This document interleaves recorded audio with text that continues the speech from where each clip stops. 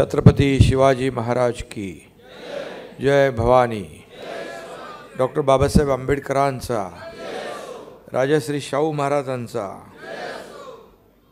आजच्या राज्यस्तरीय सामाजिक न्याय परिषदेला उपस्थित माझे मंत्रिमंडळातील सहकारी मंत्री मंगल प्रभात लोढाजी, या ठिकाणी उपस्थित प्रदीपदादा रावत, सुनील वारेजी, महेश पोहनेरकर, अश्विनी चव्हाण, किशोर कांबळे, व्यासपीठावरील सर्व सन्माननीय मान्यवर आणि ज्यांचा गौरव झाला ते सर्व गौरवमूर्ती, सर्व मान्यवर उपस्थित, सर्व राज्यभरातून आलेले सर्व पदाधिकारी, बांधव भगिनी आणि पत्रकार मित्रांनो, मी आपल्या सगळ्यांनाच आजच्या राज्यस्तरीय सामाजिक न्याय परिषदेनिमित्त या राज्याचा मुख्यमंत्री म्हणून शुभेच्छा देतो, आपलं अभिनंदन करतो। खरं म्हणजे स्वराज्याबरोबर सुराज्य निर्माण करणं हे आणि रयतेचं राज्य आणण्याचं काम, रयतेचे राजे, महाराष्ट्राचे आराध्य दैवत छत्रपती शिवाजी महाराजांच्याबद्दल आपण सर्वच जण नतमस्तक होत असतो आणि शाहू महाराजांनी केलेलं काम, डॉक्टर बाबासाहेब आंबेडकरांनी केलेलं काम, अनेक समाजसुधारक, हे सर्व जे आहेत ते खऱ्या अर्थाने आज त्यांच्यासमोर नतमस्तक होण्याचा हा कार्यक्रम आहे। मी एवढंच सांगेन की सामाजिक सुधारणांचे प्रणेते राजश्री छत्रपती शाहू महाराज यांनी जे काही काम केलं ते आपल्याला सर्वश्रुत आहे आणि स्वतंत्र भारतातील न्याय, समता आणि बंधुत्वाचे जनक महामानव डॉक्टर बाबासाहेब आंबेडकर यांनी केलेलं काम, त्यांनी आपल्याला घटना दिली आणि त्या घटनेच्या आधारावर आपला राज्यकारभार आपण करतो आहे। खरं म्हणजे आपल्या सगळ्यांना माहीत आहे आपल्या देशाची घटना ही सर्वोत्तम आहे, म्हणजे जगामध्ये सर्वोत्तम घटना या भारताची आहे आणि ती बाबासाहेबांनी लिहिली आहे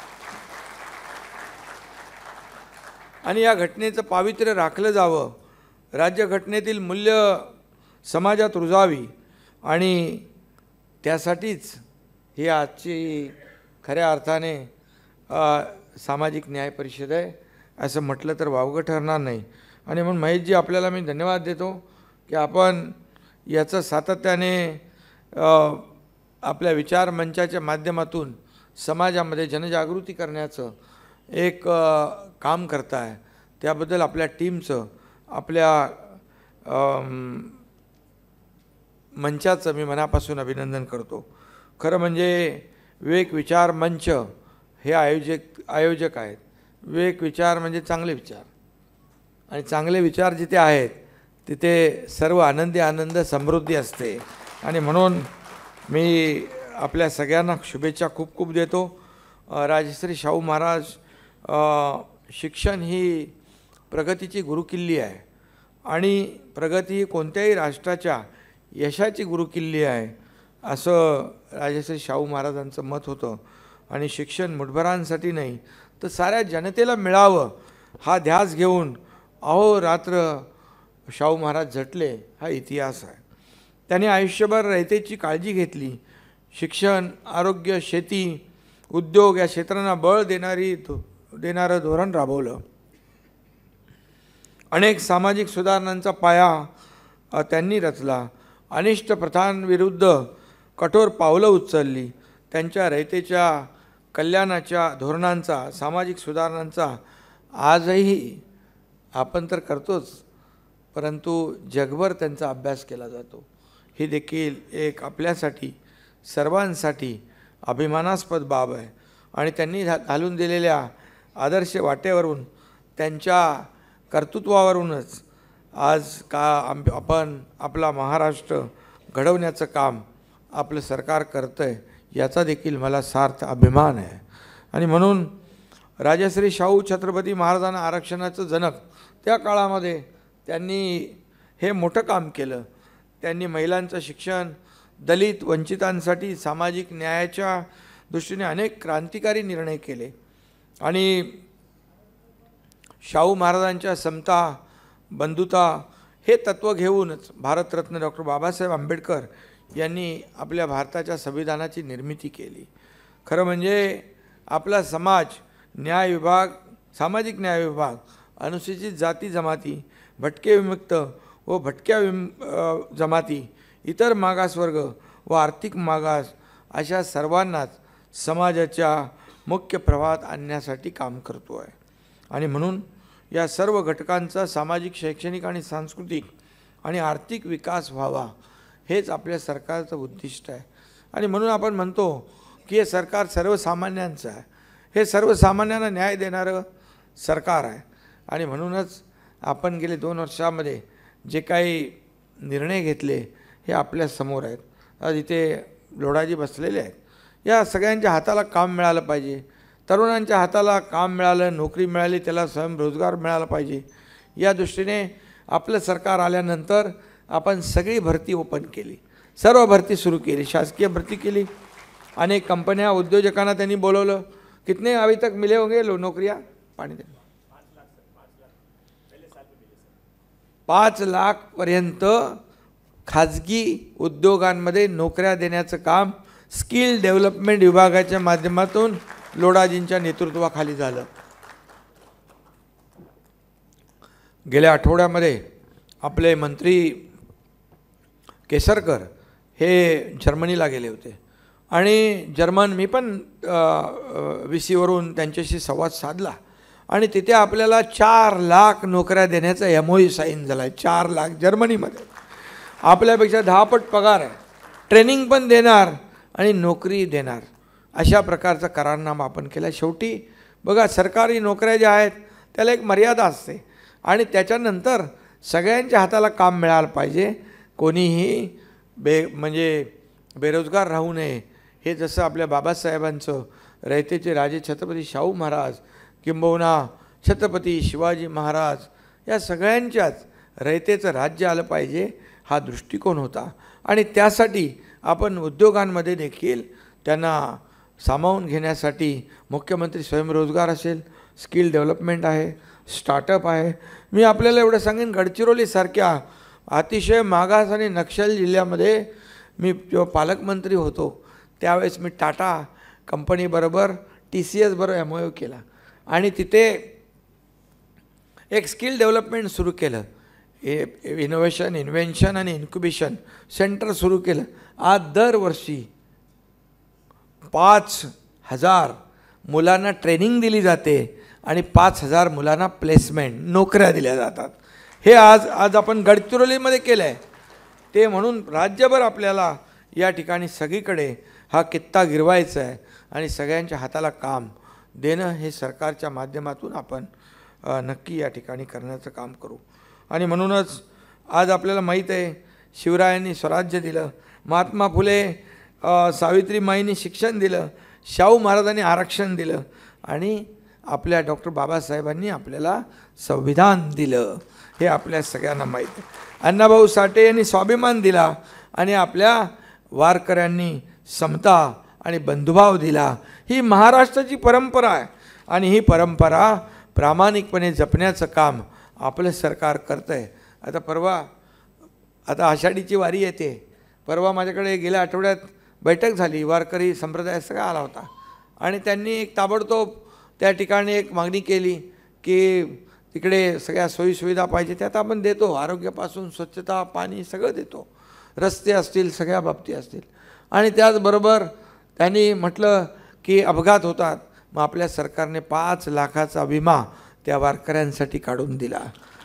आणि त्याचबरोबर आतापर्यंतच्या इतिहासामध्ये कधी झालं नव्हतं, तर प्रत्येक दिंडीला 20,000 रुपये त्या ठिकाणी अनुदान देण्याचं काम सुरू झालं. कारण ते जाताना त्या ठिकाणी समाज प्रबोधनाचं काम करतात, अनेक पर्यावरणापासून अनेक विषयांवर चर्चा करतात, समाजाला जागृत करण्याचं काम करतात.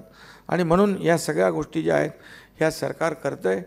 आपल्याला मी एवढंच सांगेन की लोकसभा निवडणूक झाली मेची आणि त्यामध्ये काही लोकांनी फेक नरेटिव्ह सेट केले, खोट्या बातम्या पसरवल्या, खोट्या नरेटिव्हच्या माध्यमातून काही चुकीचे गैरसमज पसरवले, घटना बदलणार, संविधान बदलणार, आरक्षण रद्द होणार अशी भीती पसरवली.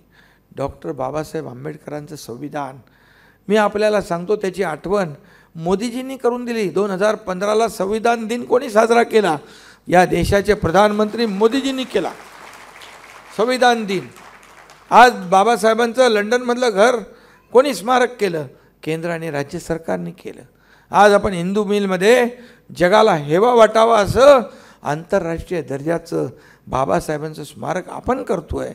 आणि घटना कशी काय बदलू शकतो आपण? आणि म्हणून जब तक सूरज चांद रहेगा बाबासाहेब की घटना कायम रहेगी, हा विश्वास प्रत्येकाने बाळगला पाहिजे. आणि म्हणून गावागावामध्ये काही लोक गेले, त्यांनी फेक नरेटिव्ह पसरवला, संविधान बदलणार म्हणून हे 400 पाहिजेत, हे करणार, आरक्षण जाणार, SC STचं आरक्षण जाणार. आदिवासी पाड्यांवर लोक गेले आणि काय. आणि एकीकडे मी आपल्याला सांगेन, खरं म्हणजे आज आपल्या देशाचं नाव, मला खरंच सांगा, आज आपल्या देशाचं नाव जगभर आहे की नाही? आज आपलं पहिलं काय होतं? पहिले कुठे पाकिस्तानने हल्ला केल्यानंतर युनोमध्ये जाऊन आपले प्रधानमंत्री म्हणायचे याच्यावर विचार केला पाहिजे, त्यांना काहीतरी समज दिली पाहिजे. आता मोदी म्हणतात पाकिस्तानने असं केलं तर पाकिस्तानमध्ये घुसके मारेंगे असं म्हणणारे मोदी आहेत.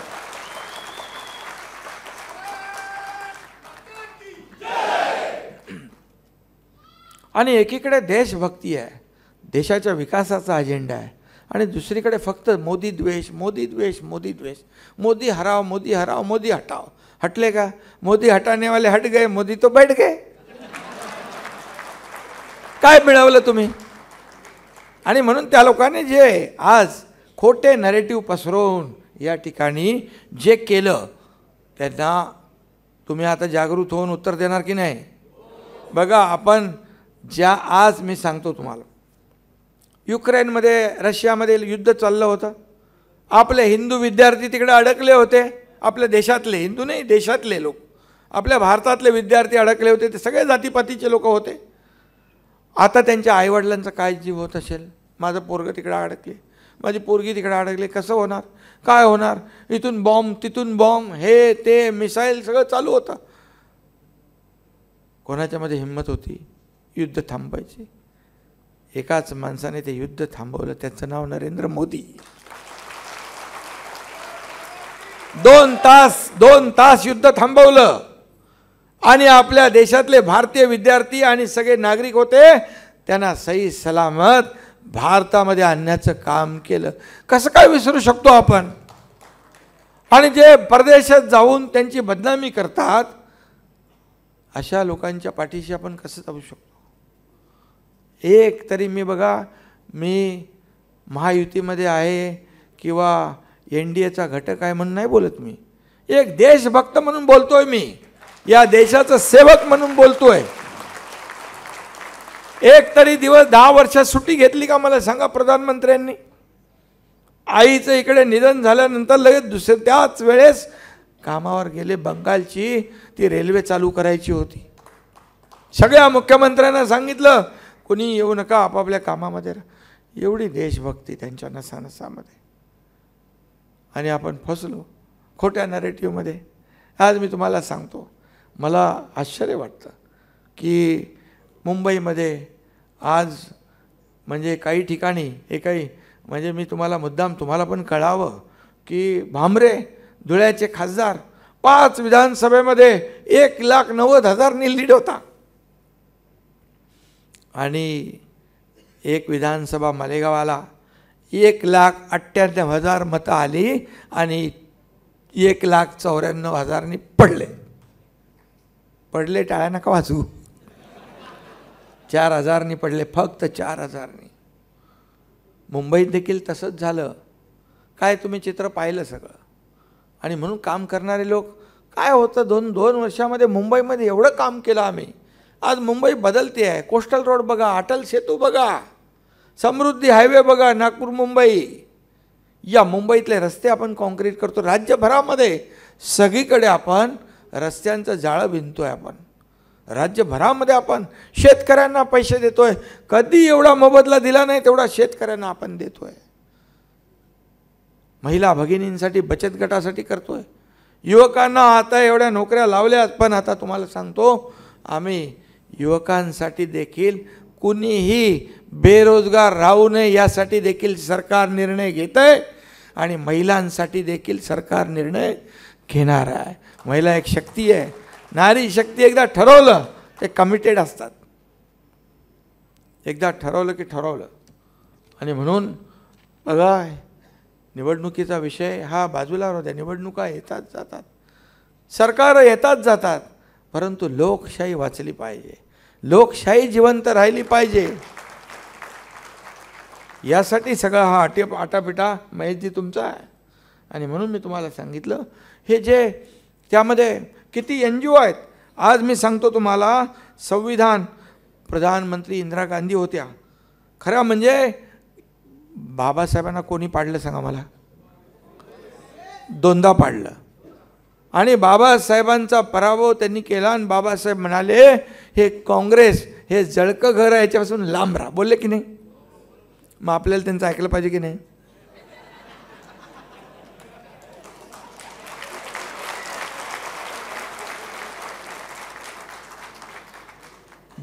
इंदिरा गांधींनी 42वी घटना दुरुस्ती करून संविधानाच्या प्रिॲम्बलमध्ये बदल केला. ही घटना दुरुस्ती इतकी मोठी होती की तिला इंदिरा कॉन्स्टिट्यूशन म्हटलं गेलं. आपण थोडा इतिहास वाचला पाहिजे, आपण बघितलं पाहिजे. आणि मोदीजी बोलले अरे बाबा संविधान बदलायचा विषयच नाही. आणि नंतर तर ते संविधान डोक्यालाच लावून फिरायला लागले. कारण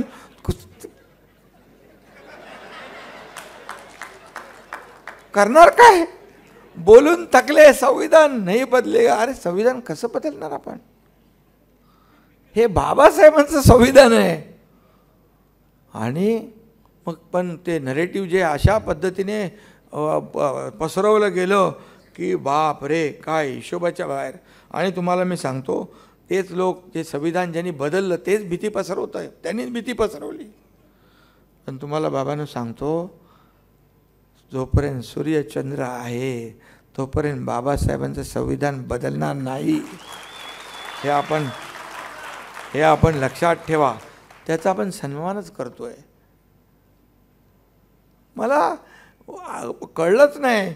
मला प्रत्येक मी सभेला जायचो तर मला कोणीतरी एकजण येऊन संविधान भेट द्यायचा. मला नंतर कळलं हे सगळीकडे नरेटिव्ह चाललंय. मी पण त्याला डोक्याला लावून नमस्कार करायचो. पण बघा ह्याच्यामध्ये तुम्हाला मी सांगतो निवडणूक काळामध्ये आणि जिथे जिथे विकास होतो असे काही NGO आहेत. बघा NGO तुमचे पण आहेत, चांगले NGO आहेत, देशासाठी चांगलं काम करणारे NGO आहेत, शहराचा विकास करणारे NGO आहेत, पर्यावरण वाचलं पाहिजे म्हणून NGO आहेत. पण काही NGOमध्ये काही लोक असे घुसलेले आहेत की ते पूर्णपणे नरेटिव्ह सेट करतात. अँटी डेव्हलपमेंट विरोध, त्यांना विकासाला विरोध असतो. मग तुम्ही मुंबईतलं कारशेड बघा, मुंबईतली मेट्रो बघा, कुठलंही काम बघा, तिथे जे आतून जे काम करतात आणि ते लोकांना एकदम बाबा हे चुकीचंच आहे. पण लोकांना नंतर कळतं. आता समृद्धी मार्ग नागपूर मुंबई, तुम्ही नागपूरवरून काही लोक आले असाल, नागपूर मुंबई 25 तास 20 तास लागायचे. आज आता एक टप्पा शेवटचा झाला की 7 तासामध्ये नागपूरचा माणूस मुंबईतला माणूस नागपूरमध्ये आहे की नाही. Game changer. याला पण विरोध केला, अटल सेतूला विरोध केला. आज अटल सेतूवरून कोण आलाय? अटल सेतू बघा, तिथं म्हणाले हे फ्लेमिंगो पळून जातील. आता माझ्याकडे होतं ते डिपार्टमेंट. मी म्हणालो फ्लेमिंगो पळता कामा नये, जे करायचं ते करा, पण फ्लेमिंगो पळता कामा नये. फ्लेमिंगो वाढले पाहिजे. तुम्हाला मी सांगतो आम्ही जे तिथे टेक्नॉलॉजी वापरली, रिव्हर्स काय ती एक ड्रिल आहे, रिव्हर्स सिस्टीमनी ड्रिल चालते, ती ड्रिल वापरली आपण. म्हणजे ड्रिलिंग होताना फ्लेमिंगोना बिलकुल आवाज नाही. 350 कोटी रुपये आम्ही जादा खर्च केले आणि फ्लेमिंगो एकही कमी नाही झाला, दुपटीने वाढले. हा माझा रिपोर्ट नाही, हा पर्यावरणवादी जे एन्व्हायरमेंटलिस्ट आहेत ना त्यांचा रिपोर्ट आहे. महेशजी त्यांनी रिपोर्ट दिला आणि आता जाताना बघा फ्लेमिंगोचे थवे असे बसलेले आहेत. आम्ही घेतली ना काळजी. प्रो एन्व्हायरमेंट आमचं सरकार आहे डेव्हलपमेंट करताना पर्यावरणाचा समतोल. आता बघा, आता आमचा पाशा पटेल आहे. या पाशा पटेल हे पर्यावरणाचं आता झाडं आपण मोठ्या प्रमाणावर, शेवटी बघा ग्लोबल वॉर्मिंग, क्लायमेट चेंज, झाडाशिवाय पर्याय नाही, सावलीशिवाय पर्याय नाही. आज बघा तिकडे रामटेकला मी गेलो 47 डिग्री, यवतमाळला गेलो 48 डिग्री, एवढं तापमान. बोले आता जिंकणार आपण. अरे मला एवढे लोक भेटले, एवढे लोक. बोले साहेब आपली शीट पक्की. नंतर हे लोक घुसले आतमध्ये, बोले हे बिलकुल, आणि पडल्या धडाधडा शिटा. पण अशा असं तापमान का होतं आहे? दिल्ली तर 50च्या पुढे. आणि याचं कारण आपण झाडं लावतो आहे, वृक्षारोपण मोठ्या प्रमाणात. आणि पाशा पटेलला आम्ही सांगितले, काम दिलं आहे, ते मोठ्या प्रमाणावर बांबूची लागवड करतात. बांबू हा ऑक्सिजन जास्त देणारा, कार्बन डायऑक्साईड जास्ती शोषून घेणारा. बांबूचे एवढे बाय प्रॉडक्ट आहेत, एवढे बाय प्रॉडक्ट आहेत की आपण विचारही करू शकत नाही. त्यामुळे खूप मोठ्या, आणि काही लोकांना बांबू पण लावायला पाहिजे.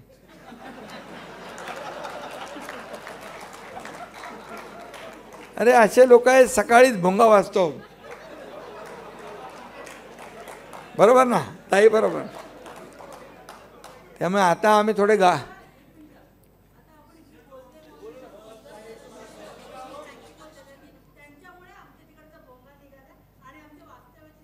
हा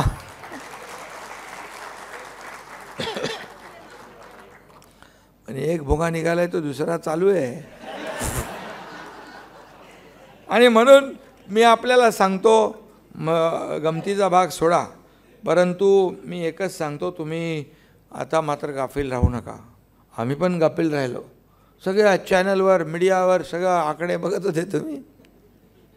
आणि हे सगळं जे नॅरेटिव्ह आहे खोटं, खरं असतं तर बघा काय प्रॉब्लेम नाही आहे. आपण सगळे देशभक्त आहोत. आज देश पुढे गेला पाहिजे. मला सांगा, एवढ्या सगळ्या गडबडीमध्ये इतर देशाची अर्थव्यवस्था डबघाईला आलेली, परंतु आपल्या भारताची अर्थव्यवस्था 11व्यावरून 5व्यावर आणण्याचं काम कुणी केलं? आता 3ऱ्यावर आणण्याचं टार्गेट आहे आपलं. $5 ट्रिलियन आपला गोल आहे. $1 ट्रिलियन आपल्या महाराष्ट्रातून आपण त्यांना सपोर्ट करणार आहोत. महाराष्ट्र प्रगत राज्य आहे. आज महाराष्ट्रामध्ये उद्योग येत आहेत, महाराष्ट्रामध्ये इन्फ्रास्ट्रक्चर आहे, कनेक्टिव्हिटी आहे, स्किल मॅनपॉवर आहे, सगळं आहे. आणि म्हणून महाराष्ट्राला उद्योजक पसंती देत आहेत. म्हणून आमचा उद्देश एवढाच आहे. आम्ही सांगितलं रेड कार्पेट द्या, सवलती द्या, माझ्या तरुणाला नोकऱ्या मिळाल्या पाहिजे, त्याचं डोकं रिकामं राहता कामा नये, त्याच्या हाताला काम मिळालं पाहिजे, त्याचा परिवार चालला पाहिजे. ही भूमिका सरकारची आहे. आणि म्हणून लाखो नोकऱ्या या ठिकाणी देण्याचं सरकारचं काम आहे. आणि म्हणून कुठलाही भेदभाव आपल्या सरकारमध्ये नाही. सर्व जातीपातीचे लोक इथे राहतात. गुण्यागोविंदाने राहिली पाहिजे, हीच आपली भूमिका आहे. जातीमध्ये तेढ निर्माण करण्याचं काम काही लोक करतात. जातीमध्ये विद्वेष पसरवण्याचं काम लोक करतात. यापासून आपल्याला सावध राहिलं पाहिजे. मी नेहमी आपल्याला सांगतो, मी एक सर्वसामान्य कार्यकर्ता आहे. मी आज मुख्यमंत्री जरी असलो तरी मी आजही कार्यकर्ता म्हणूनच काम करतो. कार्यकर्ता मी नेहमी सांगतो, माझी ओळख काय? सिम्प्लिसिटी, ॲक्सेसिबिलिटी आणि क्रेडिबिलिटी, हीच माझी आयडेंटिटी. दुसरं काय? म्हणून तर लोक माझ्याबरोबर आले ना, 50 लोक.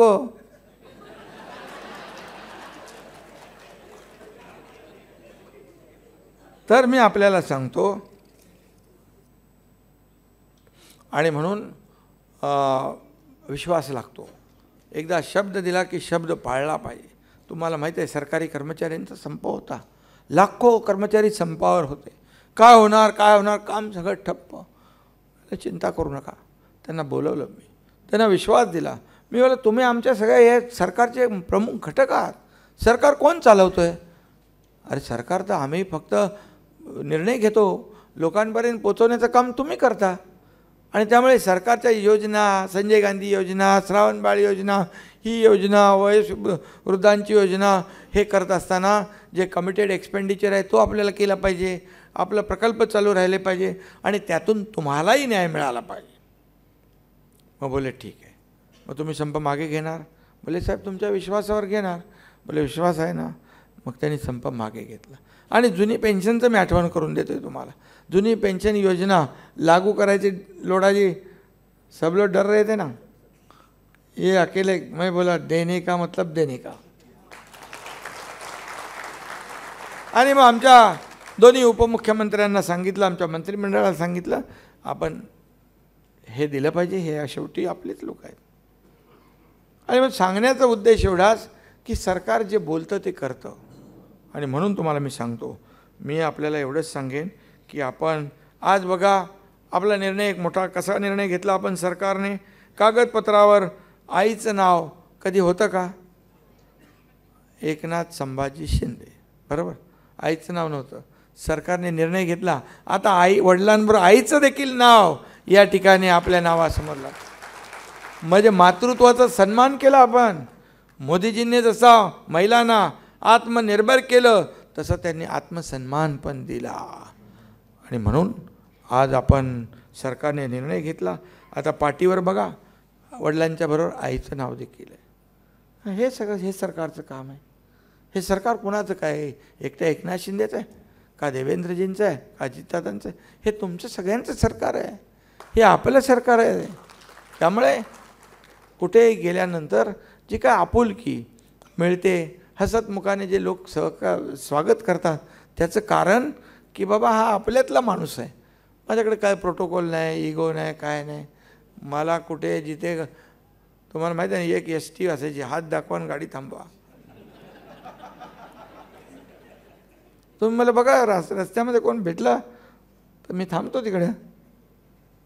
आता काय पोलीस थोडे परेशान होतात, पण शेवटी मला काय, कोणी जात असतील वयोवृद्ध, काही महिला जात असतील, मुलांना घेऊन जात असतील, मी माझी गाडी थांबवतो मुद्दाम, त्यांना पहिलं जाऊ देतो, मी त्यांना जाऊ देतो. असे किती उदाहरणं आहे. शेवटी मी माणूस आहे आणि मी सर्वसामान्य शेतकऱ्याचा मुलगा आहे.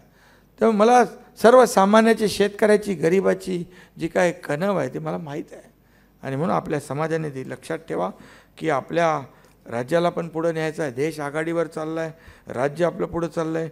आज तुमच्या महेशजी तुमच्या या दिवसभराच्या याच्यामध्ये परिषदेमध्ये खूप चर्चा झाली, चांगली चर्चा झाली असेल. त्यामुळे आम्ही अनेक निर्णय घेतले.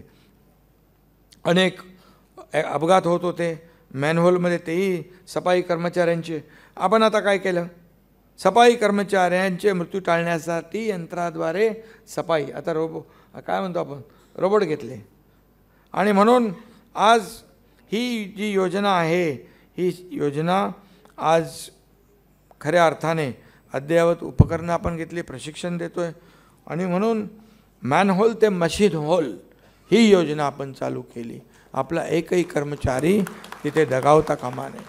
शेवटी आता ॲडव्हान्स टेक्नॉलॉजी आली, ती आपण वापरतो आहे.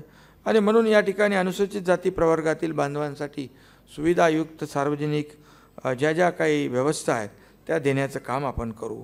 नक्की आपल्याला मी सांगेन की अनेक वसतिगृह केली आहेत आपण, 442 वसतिगृह केली आहेत, 90 निवासी शाळा आहेत, त्याचबरोबर 2238 अनुदानित वसतिगृह सुरू केली आहे. 1.5 लाख विद्यार्थ्यांना निवास, भोजन, शिक्षण सुविधा आपण देतो आहे. त्याच्यामध्ये आणखी काय वाढ करायची ती आपण करू.